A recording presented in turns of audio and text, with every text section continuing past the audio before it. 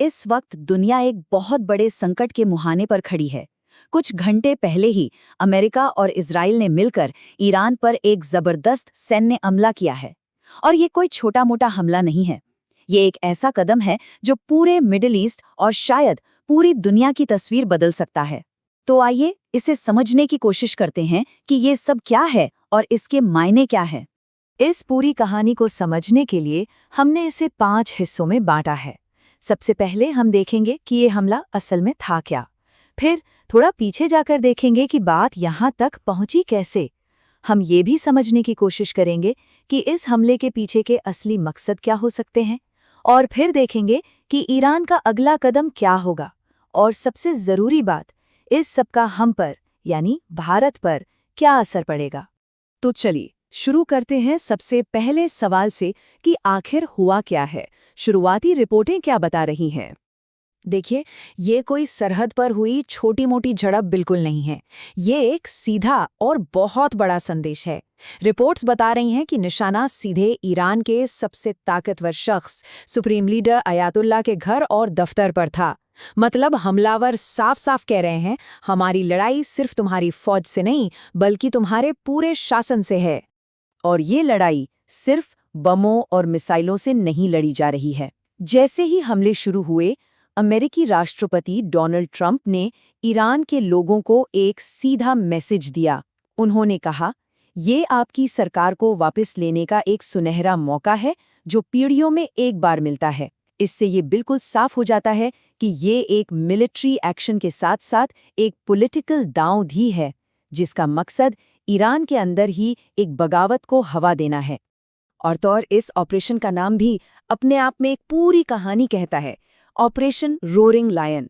ये जो शेर है, ये ईरान की उस पुरानी राजशाही का सिंबल था जिसे 1979 की क्रांति में हटा दिया गया था और जिसे अमेरिका का सपोर्ट हासिल था।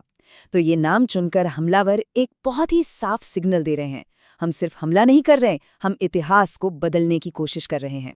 तो सवाल ये उठता है कि हम इस खतरनाक मोड़ पर पहुंचे कैसे। जाहिर है ये सब कुछ रातों रात तो हुआ नहीं है। इसके पीछे एक पूरी कहानी है, एक पूरी टाइमलाइन है। अगर हम पिछले कुछ हफ्तों पर ही नजर डालें तो तस्वीर काफी हद तक साफ हो जाती है। सब कुछ शुरू हुआ जनवरी में, जब ईरान के अंदर बड़े आर्थिक विरोध प्रदर्शन हुए जिन्हें सरकार ने बड़ी बेरहमी से कुचल दिया। इसके तुरंत बाद अमेरिका ने उस इलाके में अपनी सेनाओं को इकट्ठा करना शुरू कर दिया। बीच में बातचीत की एक आखिरी कोशिश भी हुई, लेकिन वो भी फेल हो गई। और आज नतीजा हमारे सामने है। ये क्लासिक केस है जहां देश के अंदर की अशांति, बाहरी सैन्य दबाव और डिप्लोमेसी की नाकामी, ये तीनों मिलकर एक बड़े धमाके की वजह बन जाते हैं। अब आते हैं सबसे अहम सवाल पर कि ये हमला आखिर हो क्यों रहा है, इसके पीछे की असली वजह क्या है। देखिए, हर कहानी के दो पहलू होते हैं। एक तरफ तो आधिकारिक तौर पर यह कहा जा रहा है कि ये हमला ईरान के प्रदर्शनकारियों को बचाने के लिए और ईरान को न्यूक्लियर बम बनाने से रोकने के लिए किया गया है। लेकिन दूसरी तरफ सूत्र एक बिल्कुल अलग कहानी बता रहे हैं। उनका तर्क है कि ये सब सिर्फ एक दिखावा है। असली मकसद तो ईरान में सत्ता बदलना है, यानी रिजीम चेंज, और इस पूरे इलाके में अपने हितों को साधना है। तो सच क्या है, प्रदर्शनकारी या फिर परमाणु बम? सूत्रों का कहना है कि अगर हमें असली जवाब चाहिए तो हमें कुछ साल पीछे जाना होगा, ईरान न्यूक्लियर डील की कहानी में। कहानी बहुत सीधी सी है। 2014 में दुनिया की बड़ी ताकतों और ईरान के बीच एक डील हुई। कई सालों तक इंटरनेशनल इंस्पेक्टर्स ने बार बार कंफर्म किया कि ईरान डील की हर शर्त मान रहा है, सब कुछ ठीक चल रहा था। लेकिन फिर 2018 में अमेरिका ने अचानक और अकेले ही इस डील को तोड़ दिया और ईरान पर जबरदस्त प्रतिबंध लगा दिए। नतीजा, ईरान ने भी अपना न्यूक्लियर प्रोग्राम फिर से तेज कर दिया और हम आज इस संकट की स्थिति में आ पहुंचे। तो स्रोत का तर्क यहाँ बहुत साफ है। अगर अमेरिका को वाकई ईरान की न्यूक्लियर प्रोग्राम की इतनी ही चिंता थी, तो उसने एक ऐसी डील को क्यों तोड़ा जो काम कर रही थी? ये सवाल इस बात को बहुत मजबूत करता है कि शायद न्यूक्लियर प्रोग्राम सिर्फ एक बहाना है और असली खेल कुछ और ही चल रहा है। अब सवाल ये है कि ईरान चुप तो बैठेगा नहीं, तो ईरान का अगला कदम क्या हो सकता है?